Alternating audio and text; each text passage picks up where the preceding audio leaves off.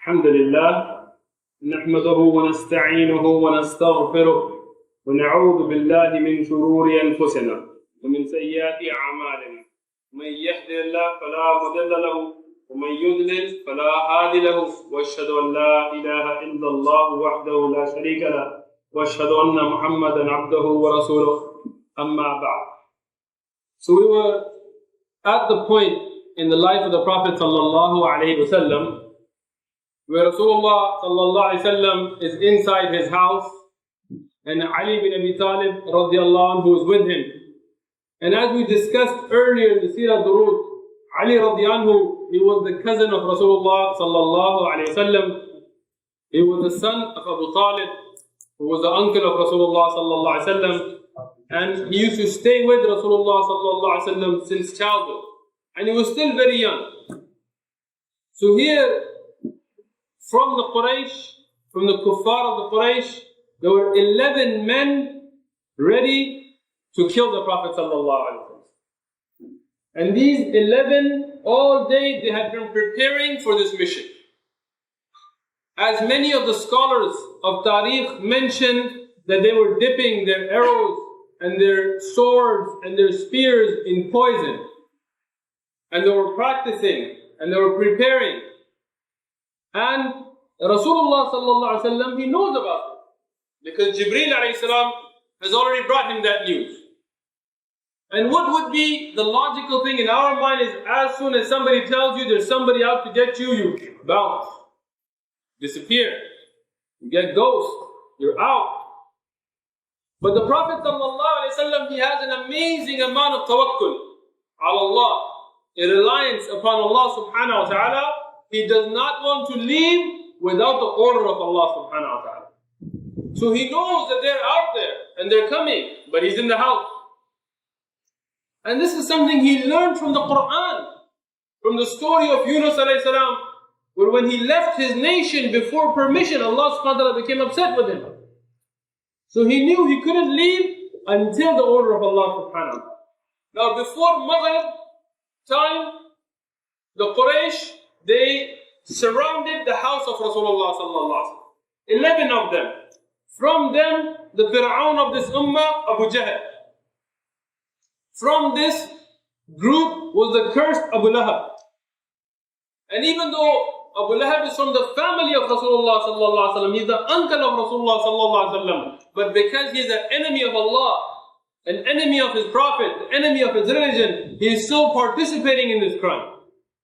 From them, Hakam bin Abi al-As, Uqba bin Abi Mu'ayt, An-Nadr bin Harith, Umayyah bin Khalaf, Zam'a bin al-Aswad, At-Tu'ayma bin Adi, Ubayyah bin Khalaf, An-Nabih bin Hallaj, and Munbih bin Hallaj, who were two brothers.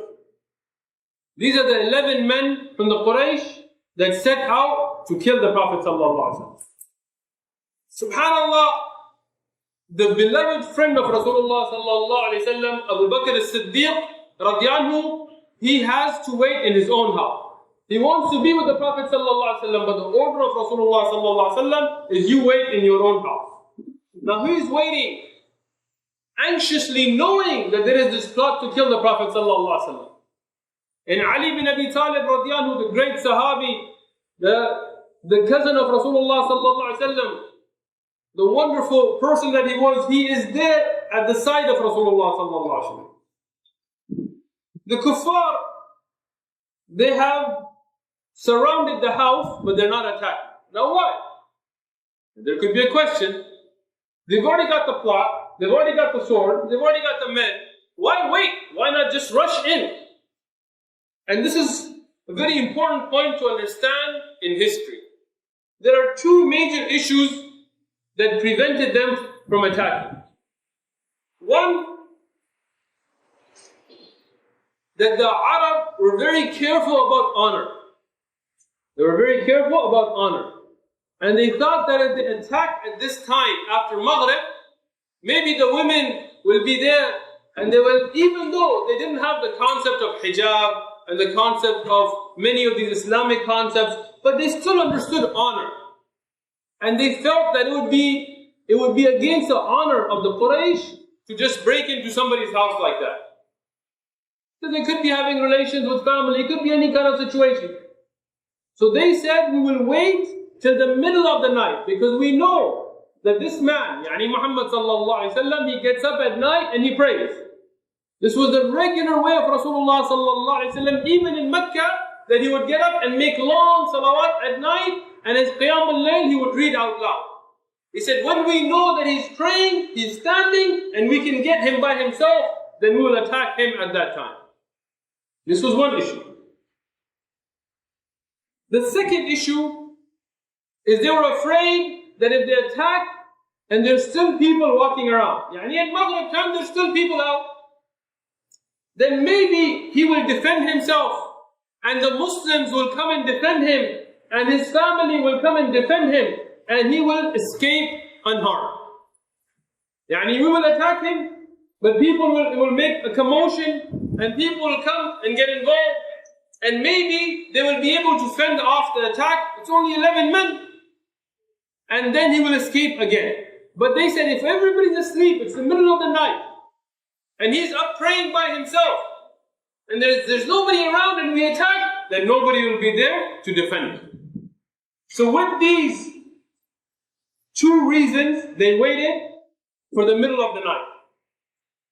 Now the Prophet ﷺ, he's patient and he is in his bed. And they are trying to look through the cracks, sending spies, sending children to see, to confirm that he's in the house. This is very important. And according to even the Orientalists, those non-Muslim authors who are kuffar, who write about the life of the Prophet ﷺ, usually to be an evil, to be against the Prophet ﷺ, even they admitted that the Quraysh were able to confirm that Rasulullah ﷺ was in his house. And according to Al-Tabari and Ibn Ishaq and Ibn Hisham and Ibn Kathir, and across the board of the Islamic scholars, there is agreement with the historians that he was in the house, they saw him in the house, and they circulated around the house, and there was no way for him to escape. Abu Jahl, as mentioned by Ibn Hisham with the authentic chain, Abu Jahl, he started to mock the Prophet ﷺ. You know, subhanallah, the kuffar, when they become arrogant, because they don't have the idea of tawakkul, they don't have the idea of the protection and qadr of Allah. So when they see their means as strong, they become arrogant. And we see this today as well. So Abu Jahl, he started to become arrogant. And he started to tell the other kuffar around him from the 11 that Muhammad sallallahu alaihi wasallam, even if he didn't say it, we should. He tells you that if you believe in Allah, you will get to rule over the Arab and the Ajam. And this is true. Those that have the belief in Allah, those that have Tawheed, those that are believers, Allah will make them rulers on the earth. And that is what happened in the future, as we see, as we know. Abu Bakr, Umar, Uthman, Ali radiallahu, they ruled the world. The Arab and the Ajam were under them. Here, Allah was telling the Quraysh, look, believe in me, and I will give you the world. But Abu Jahl and the kuffar, they only see what's in front of them. They don't have tawakkul. So he's mocking the Prophet ﷺ. I mean, imagine at this time, the Prophet ﷺ is alone in his house, just with Ali radiallahu, a small child. And these men are sure they're going to kill the Prophet ﷺ. For them, it was a joke. They started to mock the Prophet ﷺ. They said that he tells you that if you believe in Allah, you will become the rulers in the world, on the Arab and the Ajam, and you will get paradise, you will get Jannah in the hereafter, with rivers like those of Jordan. And Jordan is mentioned here, because it was a beautiful place. The land of Sham, this area of Urdu, this was a beautiful place. And the Arab, when they used to go there, and they used to see it green, with rivers flowing, they would think of it to be beautiful. So they gave this example. They said that he's telling you that you will have such beautiful gardens and rivers in Jannah. And if you don't believe in Allah, then you will be slaughtered. The Prophet ﷺ used to tell the kuffar. He used to be straight. He used to be brave. Today, our speakers, it's very difficult for our ai*imma in masajid to say even a word that will be a word of truth in front of a kafir. But the Prophet ﷺ, he was never afraid. He used to tell the Quraysh, even in Mecca at a time where they are oppressive and they are overpowering him and they are stronger. And even at that time, he would tell them that if you don't believe in Allah, Allah will cause it that I will stand in battle against you and you will be killed in my hand. So now they were mocking this. And they would say that he tells you that if you don't believe in Allah, and this conversation is going on outside the house of Rasulullah sallallahu alaihi wasallam. Then, after you die, you will be entered into a hell and be burned and be punished in hellfire. But look at this man, he will not even be able to defend himself against us today. Subhanallah, this is the lack of belief. Many of our Muslim brothers are the same situation right now. When we tell them to stay firm upon the religion, stay firm upon the word of Allah, stay firm upon the sunnah, they tell us, you gotta sell out. You gotta sell out. You gotta give up. No more beard, no more hijab. You gotta change. Look at the Muslims, we're weak, we're being destroyed. There'll be no Muslims left tomorrow. We tell them, look, that's not what Allah has ordered us. Allah didn't tell us, leave the sunnah and leave the obedience of Allah and the obedience of the Prophet and you'll be successful. No. Allah subhanahu wa ta'ala tells us to be strict upon His orders, upon the way of Rasulullah sallallahu alaihi wasallam, and Allah will surely grant us victory. Rasulullah sallallahu alaihi wasallam is in Khandaq. In Khandaq, we'll study it in detail in the Seerah when we get to it. The Sahaba are starving, they're tying stones to their stomach, they're falling over from hunger. All of the Arab tribes have come together to destroy Medina, to finish off the Muslims. And the Prophet ﷺ himself is in the trenches, hitting the rocks, and the rock, it sparks. And the Prophet ﷺ gives the Sahaba glad tidings that Rome has been conquered, that Rome will be conquered. Istanbul, Constantinople, this area, this was the center of the Roman Empire at the time. And the Prophet is giving them glad tidings that we will be victorious over the Romans. And he hits the rock again and it sparks and he gives them glad tidings that Persia will be conquered, the two superpowers. And the munafiqeen, the hypocrites, they start making jokes. Look at these people. You know, subhanAllah, the munafiqeen, they used to claim to be Muslims. And you have these kind of people today. They claim to be Muslims, and when we tell them Allah will make you victorious by sticking to the Quran, they make fun of us. You got no lobby, you got no votes, Trump's about to kick you out, and you're talking about the ahkam of salah? You're talking about how to fold the hands and how to make wudu? Yes, because that salah, that wudu, that hajj, that dua, that dhikr, that Quran, that is the means of success. Now for us, let's take a step back historically. Did Constantinople fall?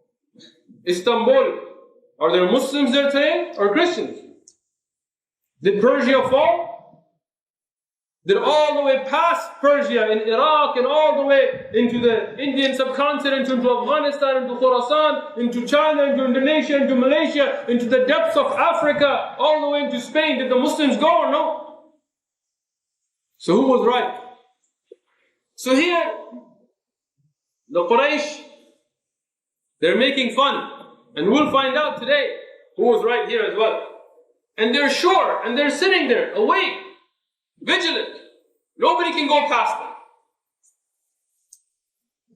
But the Prophet ﷺ, he tells Ali bin Abi Talib radiallahu anhu, that sleep in my bed. And put this blanket, this shawl, this cloth, and it was a green cloth that Rasulullah ﷺ used to have. and used to put them on himself at night.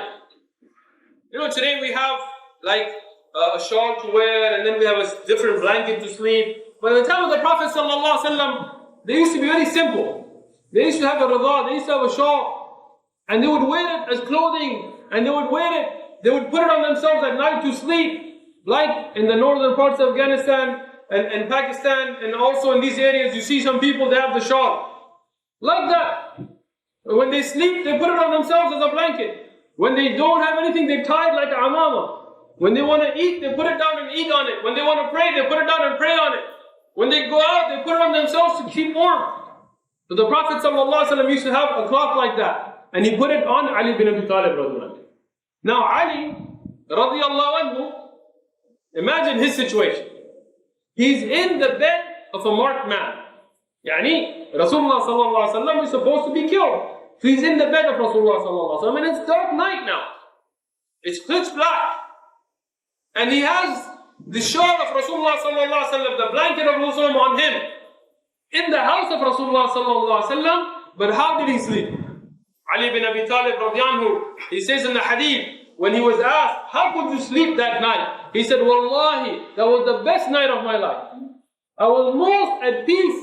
Ali bin Abi Talib radiallahu anhu, he said, I was most at peace in that night.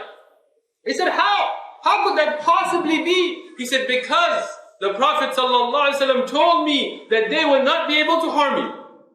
And I will, insha'Allah, I will see you in Medina. Subhanallah, look at the yaqeen he had on the words of Rasulullah ﷺ. Today, when we tell somebody, Akhi, this is the sunnah, they say, well, what did my madhab say about it? Say, Akhi, this is the sunnah, well, what is the scientific benefit behind it? What is the medical point of making salah like that? Why do you sit tawarrukun? What is the yoga aspect of your body's balance? Akhi, if I tell you, Qala Allah, accept it. If I tell you, Qala Rasulullah sallallahu alaihi wasallam from a sahih sanad, accept it. I don't need to get a PhD in science and tell you why miswak and why trim the beard. It's the sunnah. I told you the hadith, accept it. Ali radiallahu anhu didn't need any kind of safety. Well, how will I be safe? How exactly will that work? What kind of alarm system is there? Do you have any kind of guarantee? No. He said, when Rasulullah sallallahu alaihi wasallam said it, I believe. And he slept. Now, the Prophet sallallahu alaihi wasallam, he left Ali radiallahu anhu. Now a question can be raised. Why? Why leave Ali bin Abi Talib radiallahu anhu behind? Why not take him with you? He's beloved to the Prophet sallallahu alaihi wasallam. It'll be good to have him with you on the journey. And subhanallah, Shaykh al-Islam Taqi bin Ibn Taymiyyah rahmatullah alayh, he brings a beautiful point about it. He writes about this, and this is the opinion of all of the historians as well.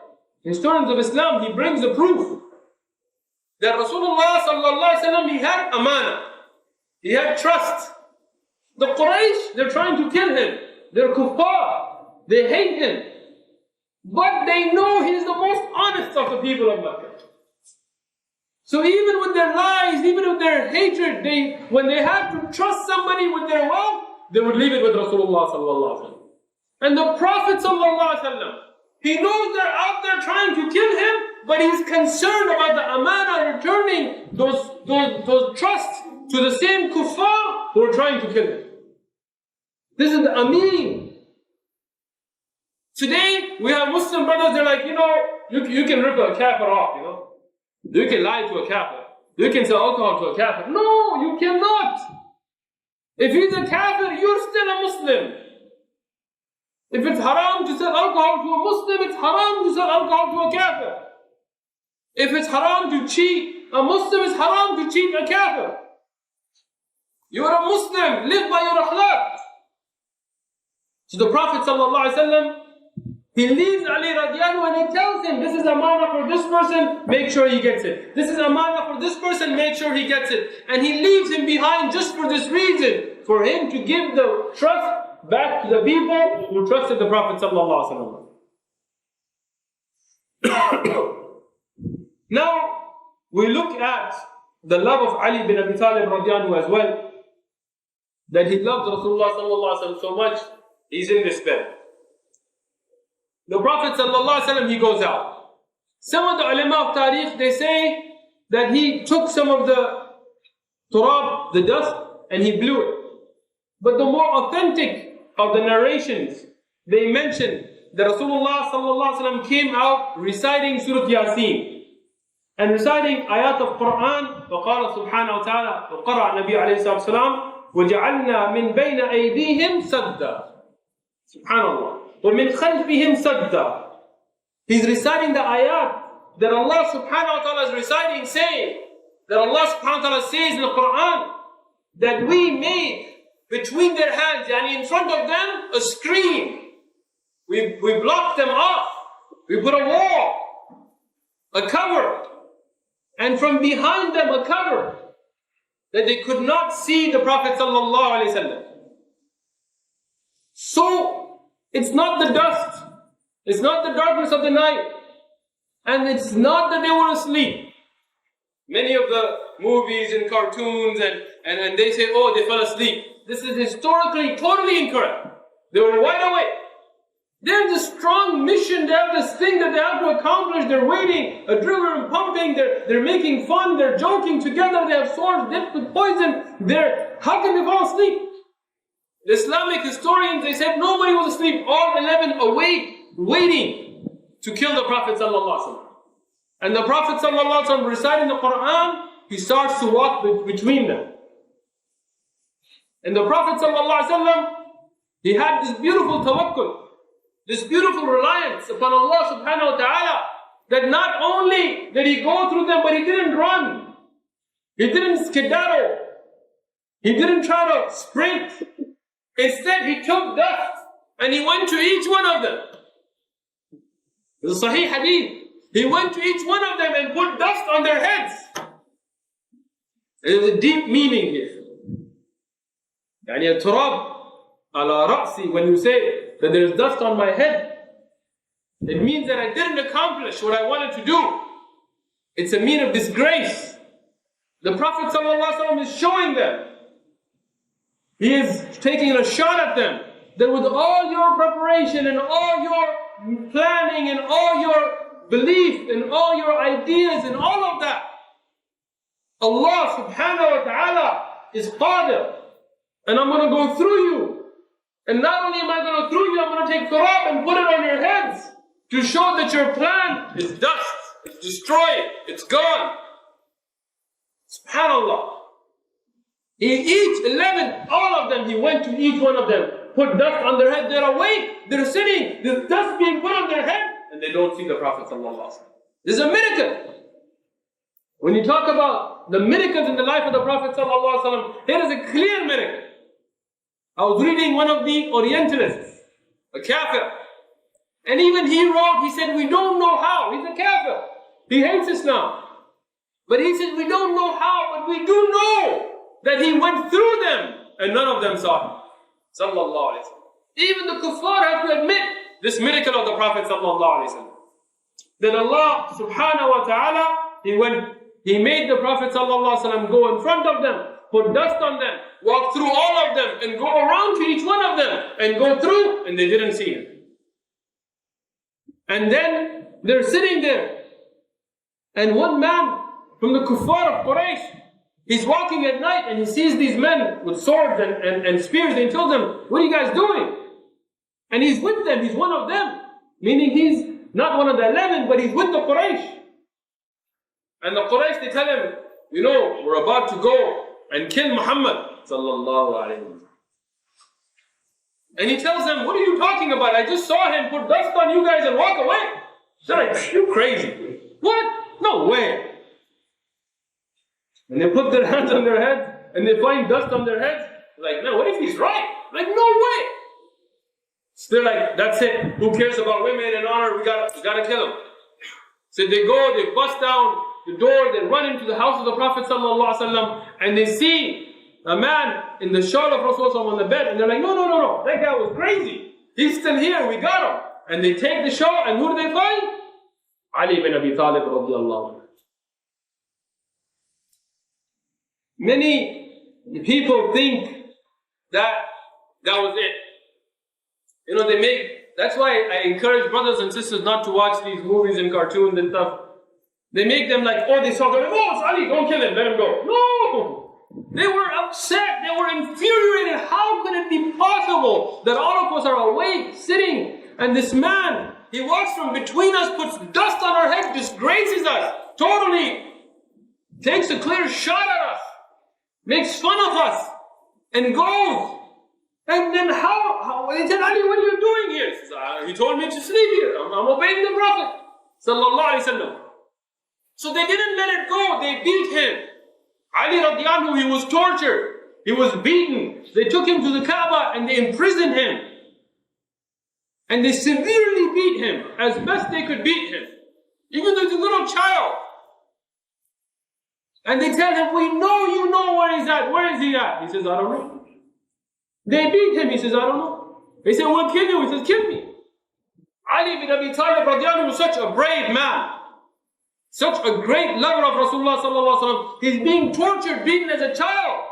Imagine one of our young guys here, if you're really being beaten and blood is flowing and they're going to kill you and they're torturing you, you'll tell them everything. You'll tell them stuff you don't even know. But Ali radiallahu anhu, he said, I'll take death, but I'm not going to say a word. So then, they're like, this is useless. They leave him. After that beating and torture and imprisonment. They said, what should we do? They said, you know, who does he love the most? He loves Abu Bakr. He must be at his house. So they head towards the house. Now, in the meanwhile, when this was going on, while they were waiting and the Prophet put the dust on their heads and went, where did he go? He went to the house of Abu Bakr radiallahu anhu. And from the house of Abu Bakr radiallahu anhu, he escaped from the back door with Abu Bakr radiallahu anhu, without camels, on foot. And which way did he go sallallahu alayhi wasallam? It's very interesting. Do you know which way is Medina from Mecca? None of you know which way is Medina? Shimal, it's to the north. And it's a long way. So logic will tell you that you got a head start, take off as fast as you can. Go north to Medina. But the Prophet ﷺ, he did a beautiful trick here. Instead, he went south. And this teaches a lot of hikmah. Some of our brothers, and I'm going to make rad of every extreme. I'm going to speak against all extreme. Because Islam is a religion of moderation. It's the middle path. Sometimes when you tell a brother, look, the hikmah at this time is not to do this, they tell you, what? You don't have tawakkul, let's just go straight, tawakkul. No, akhi. Everything has its hikmah as well. The Prophet could have said, tawakkul ala Allah, let's go north. No. The plan of Allah, the hikmah here was to use wisdom, use strategy. And that's why in Islam we have strategy. The war strategy of the Prophet ﷺ, that of Khalid bin Walid radiallahu anhu, that of Umar bin Khattab, till today it's studied in the colleges of military universities. They had beautiful strategies as well. And that tells us that a Muslim should plan, should have a plan, should have a strategy, should use hikmah, should use wisdom. So the Prophet ﷺ, he went south. So now the Prophet ﷺ and Abu Bakr, then they're gone. But the kuffar, they get to the house of Abu Bakr radiallahu anhu. And Abu Jahl, he goes to the door, and who does he find? Asma bint Abi Bakr radiallahu anha. Asma radiallahu anha, she was the wife of Zubayr radiallahu anhu. Later she'll be married to Zubayr radiallahu anhu, one of the 10 who were given the glad tidings of Jannah. She's the older sister of Aisha radiallahu anha. She's a very young child at this time. But she's very brave and very intelligent. We'll talk about her intelligence later as well. So Abu Jahl, he tells her, where is your father? She says, I don't know. He tells her, you know, you're a little child, tell me. I know that you know where he is. And I know that you know where his companion, the Prophet ﷺ is. Tell me or I'll beat you. And she's a girl. She's a woman. But she's brave. Some, when you read about the women of the Sahaba, they were braver than our brothers here. I'm including myself in that. And she tells Abu Jahl, I don't know. And if I knew, I wouldn't tell you. Abu Jahl, he gets upset. He slaps her and he hits her so hard. As the Sahih Hadith mentioned, he hits her on the face so hard that he breaks her earring. In another narration, it mentioned that he continued to hit her until she fainted. But she didn't speak. You know, the Muslims today, you put us in a little bit of a hardship, we'll tell you, this brother did this, and this brother did that, and this brother, it's out. Riding like this. Anyway. But this is not the way of the Sahaba. They knew how to keep their mouth shut. Asma radiallahu anha, she knows the Prophet sallallahu alaihi wasallam is on the haqq. She knows her father Abu Bakr is on the haqq. And imagine the sacrifice of Abu Bakr, his daughter is being beaten unconscious. But this is the honor that he cried for to make hijrah with Rasulullah sallallahu alaihi wasallam. So the kuffar, now they realize that we can't find him. What should we do? So the first thing they did, they called a meeting. And they made an announcement. In the Sahih Hadith, that they announced 200 camels for whoever finds these two men. 100 per head. And 100 camels was a huge amount in that time. Imagine millions of dollars. Today if somebody offers you that kind of money, imagine. 200 camels for the one who can bring back dead or alive. Wanted dead or alive. The Prophet ﷺ and Abu Bakr radiallahu. And this was a great motivation for the kuffar. Because one, they hate Rasulullah ﷺ and Abu Bakr as it is. And second, they're greedy. So they're like, this is double benefit. So everybody was out looking for the Prophet ﷺ. The second thing they did, they made a blockade. They sent their fast horsemen, the Fursan, out to the far areas, and they blocked the paths everywhere so that Rasulullah sallallahu alaihi wasallam cannot get far. They're on foot, and these people are on horses, so they could get further than the Prophet sallallahu alaihi wasallam and Abu Bakr. Then they sent everybody else who didn't have a horse out on foot.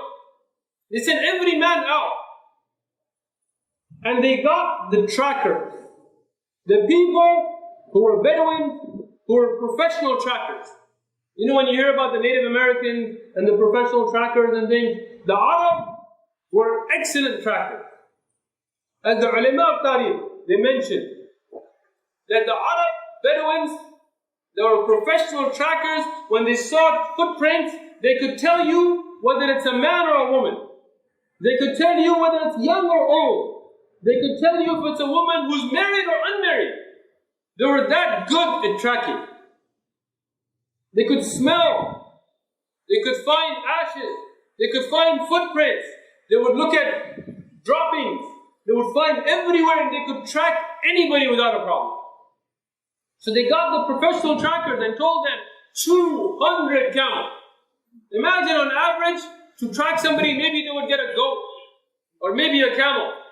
So when they heard 200 camels, professional trackers from the Bedouins came from far and wide to help the Quraysh. So they went out to find Rasulullah sallallahu alayhi wa sallam. Abu Bakr and the Prophet sallallahu alayhi wa sallam, they set out on foot in the middle of the night, tired, exhausted, after such a hard time already. And they walked 5 miles on foot through the desert to a mountain. It's called Dawah.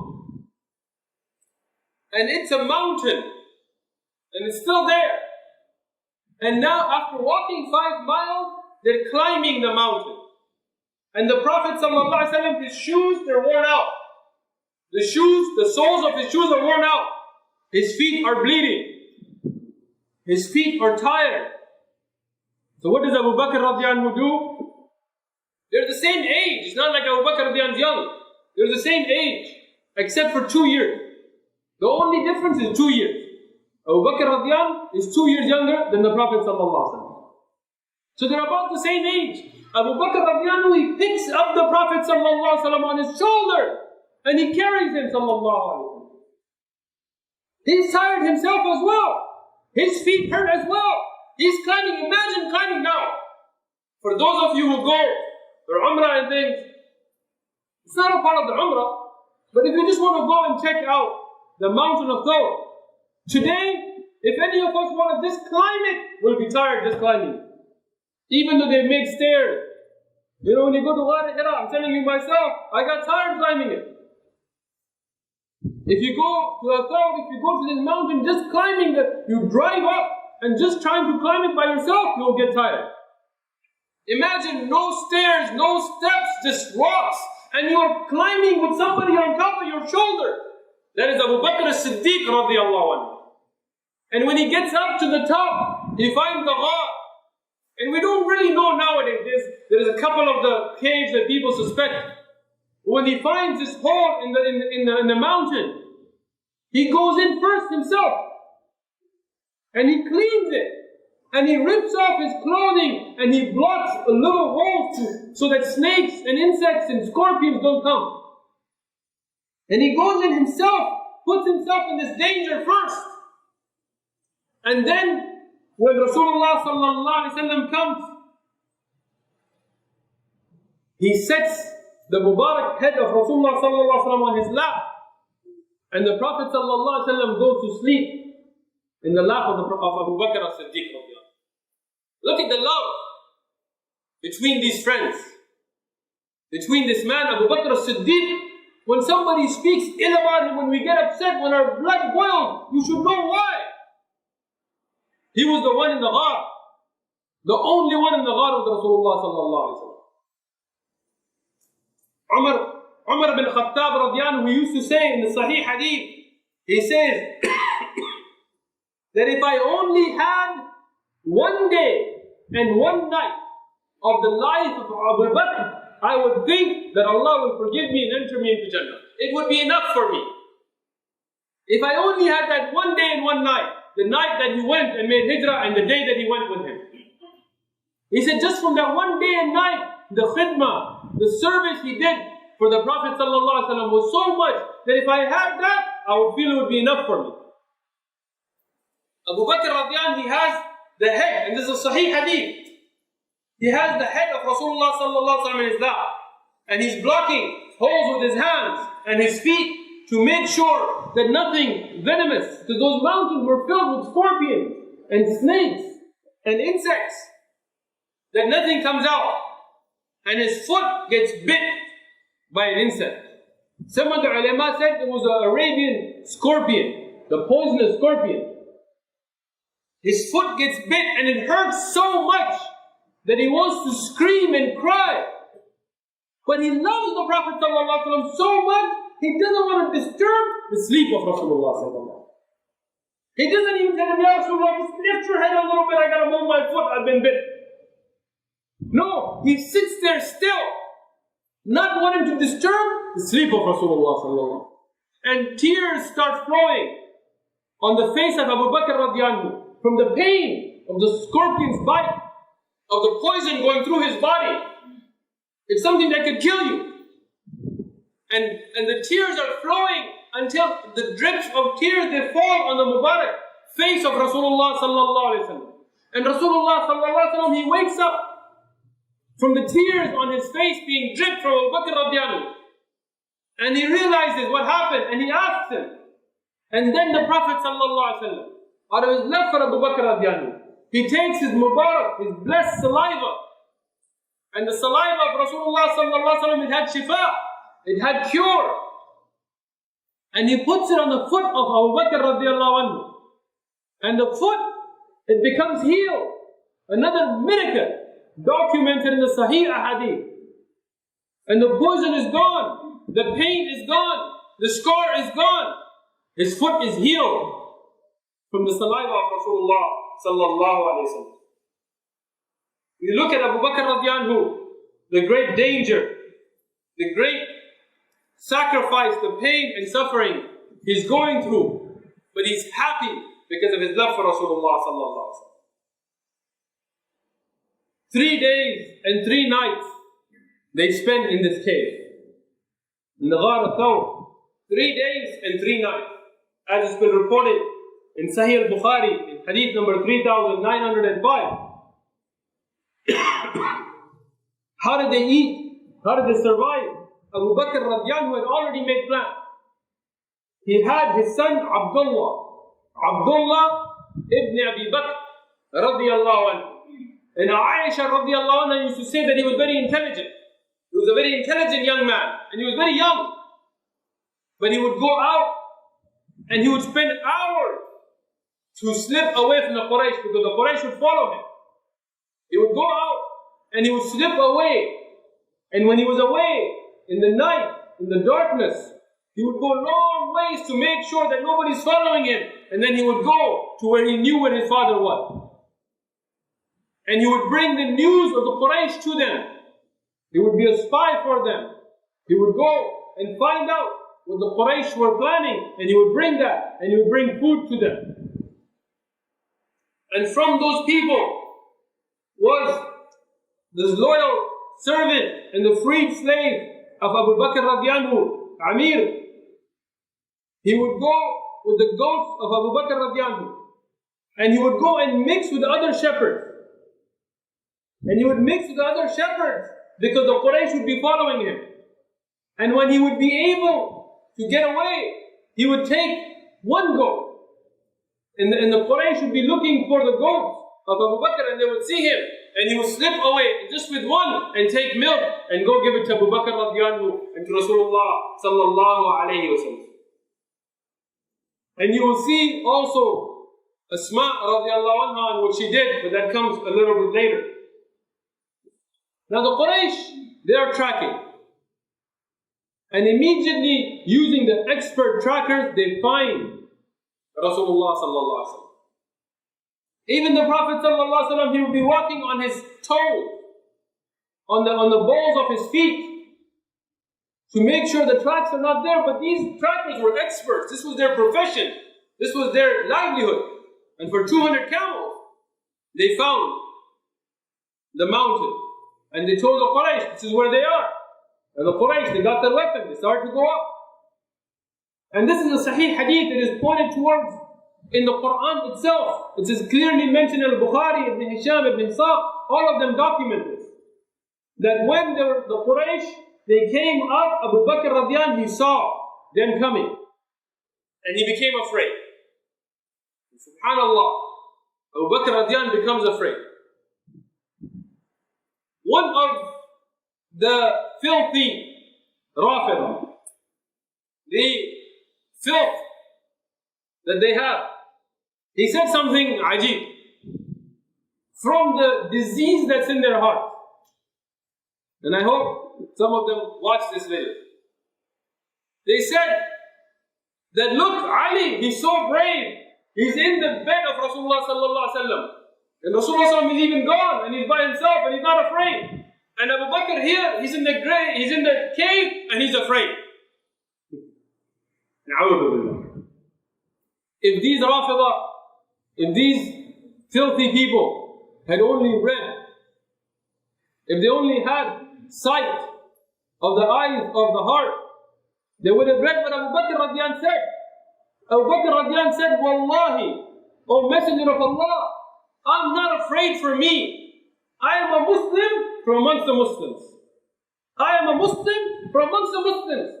If the Quraysh catch me and kill me, I will be a shaheed like every other Muslim's desire to become shaheed.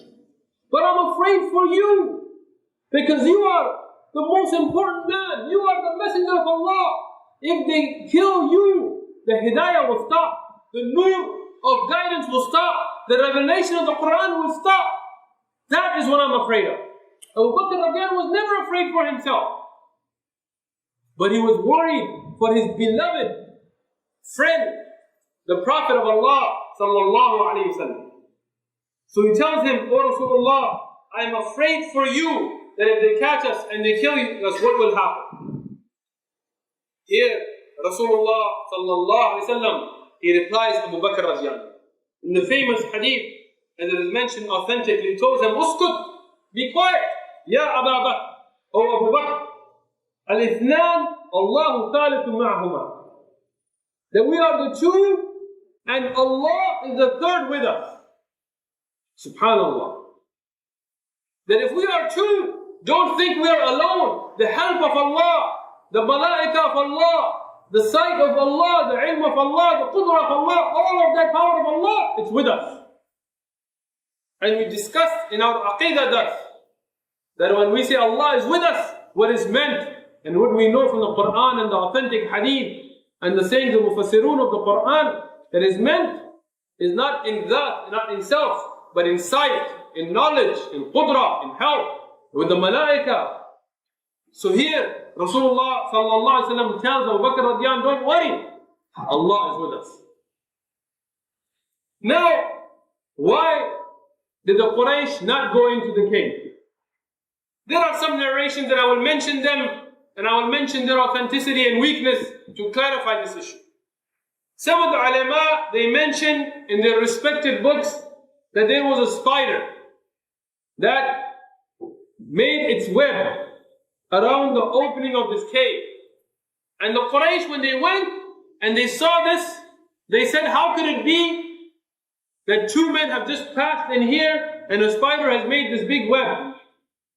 Because we know that if there was a web, it would have been broken. And if two men just went in, a spider will not make this big web so fast after that.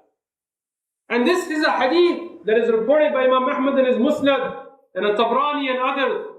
In the Musnad, it is hadith number 3241. Some of the ulama, they consider this to be a Hasan hadith. As Ibn Hajar Asqalani in Fath al-Bari, Ibn Kathir in Bidayah wa Nihaya, they consider it to be at the level of Hasan. Other ulama, like the great Muhaqqiq, Shaykh Bakr Abu Zayd, he considered it to be a weak hadith. And the Shaykh Shu'aib al-Arnout, the scholar of hadith, also weakened it.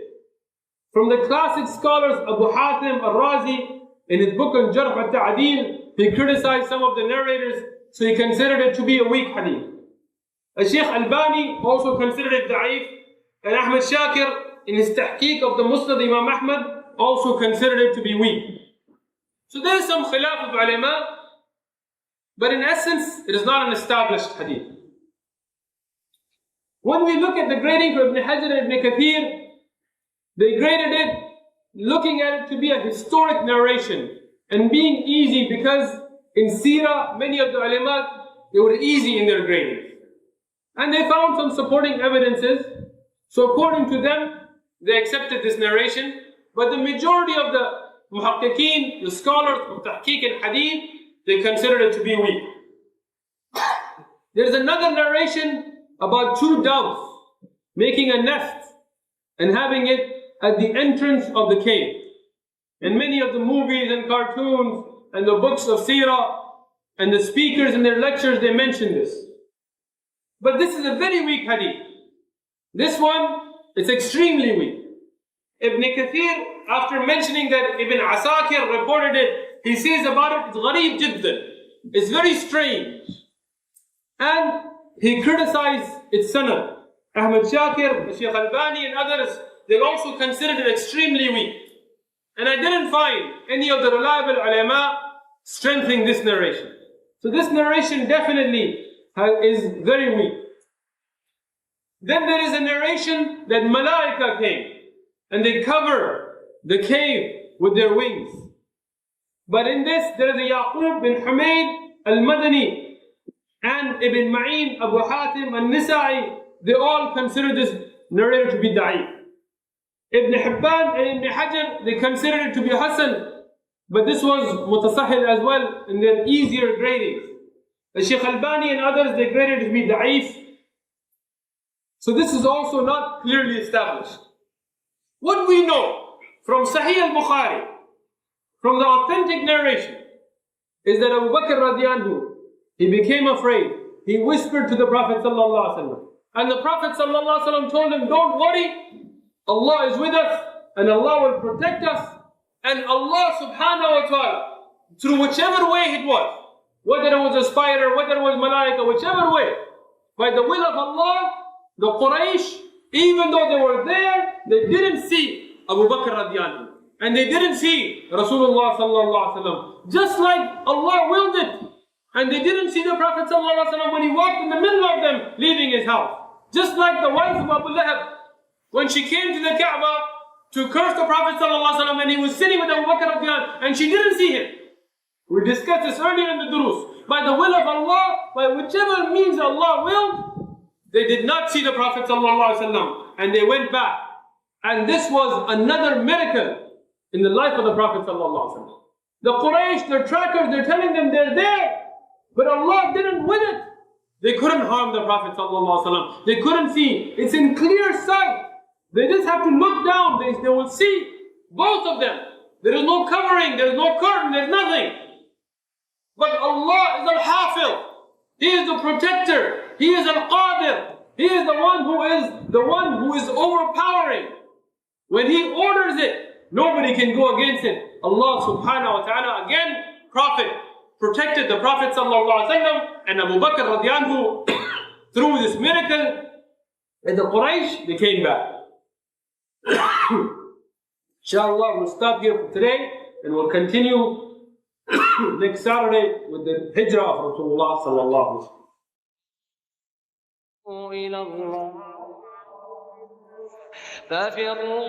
ففروا إلى الله